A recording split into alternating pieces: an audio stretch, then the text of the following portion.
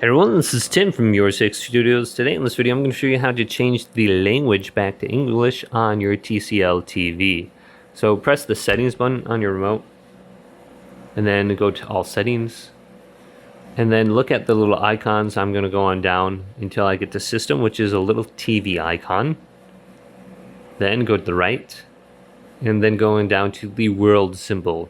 You can see the world symbol. And then go to the right, and then English should be near the top. So if we scroll on down, here's English, here's Filipino, Espanol, Indonesian. So these are all the available languages, which there seems to be a lot on this TV. So just switching on over to your language and you should be good to go. Hopefully this video did indeed help you out. If it did, leave it a big thumbs up and subscribe to my channel down below.